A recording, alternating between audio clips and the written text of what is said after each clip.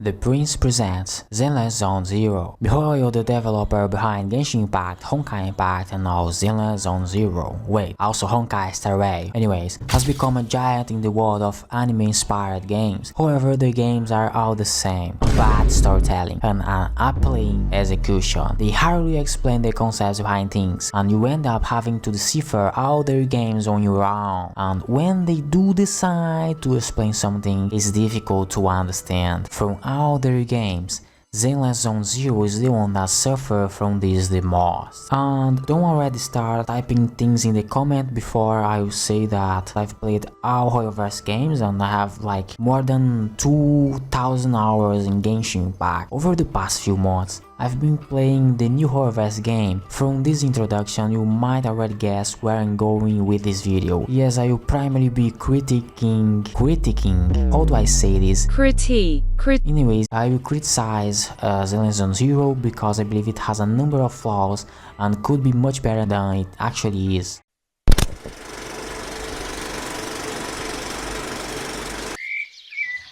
At its core, ZZZ has some fantastic concepts. The game draws heavily from ancient mythologies, particularly Mesopotamian and Greek, forming the backbone of its story.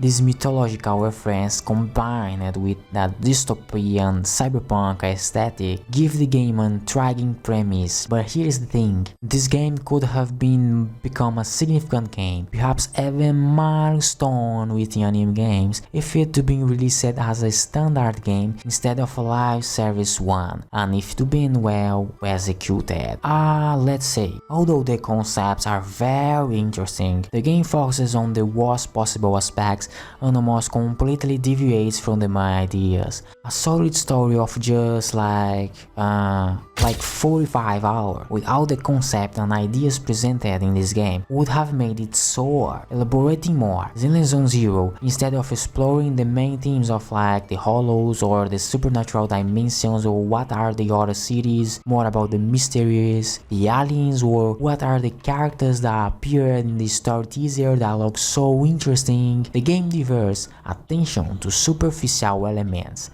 Instead of focusing on the story grand concepts, I actually, according to the story directors, need to know about the corrupt, fat, short man in the city that was doing shit.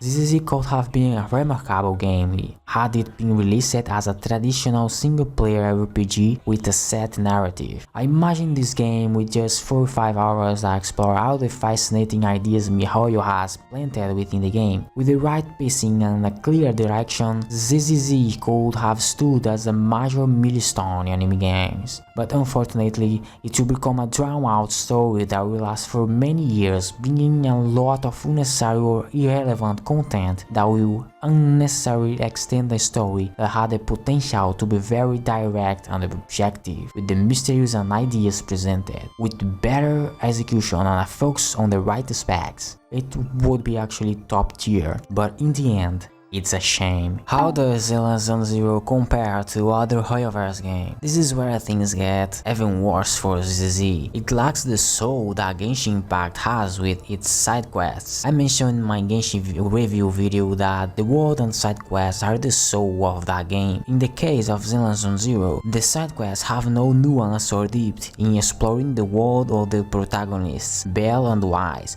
nor do they offer any message tied to the main story, like the Narcissus Crews or the quest in the Fontaine from Genshin, or the giant golem quest in Sumeru with the Aranara. ZZ also isn't character driven and therefore it doesn't develop its characters as well as other Hoyoverse games, especially those more focused on character development, like the Honkai games. The characters in Zenless Zone Zero can't sustain the narrative, which constantly strays from its focus. In short, I really don't know what the future holds for this game, and it's also by far the most repetitive entry of all Hoyoverse titles. Another major issue with ZZZ is its gameplay.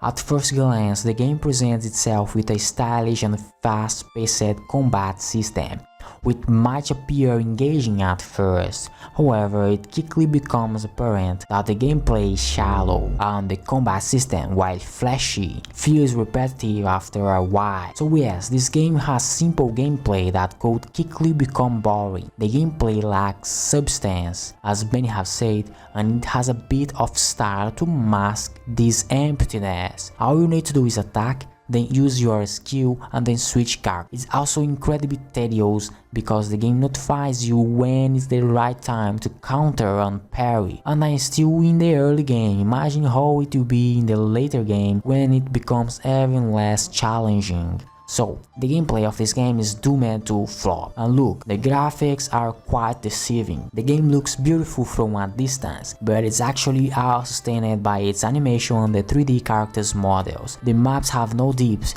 and the horizon of certain maps looks like something from a PlayStation 3 game.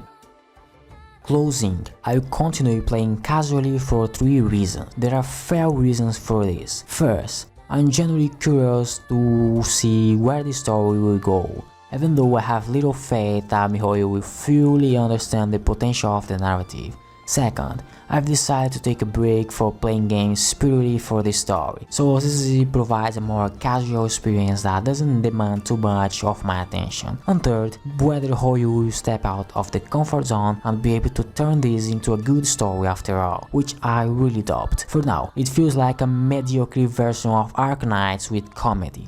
So, Zenless Zone Zero is mid, but it's a respectable mid, as the fault doesn't lie with the story writers themselves, but rather with those directing and shaping the narrative. The writers are just doing their job, and I believe they've done it very well. The story, if you focus on the essential concepts, is actually quite interesting. However, they end up focusing on useless subplots that ultimately have little to no relevance to the main story of or its central themes, which should be given much more attention. Alright, showdown.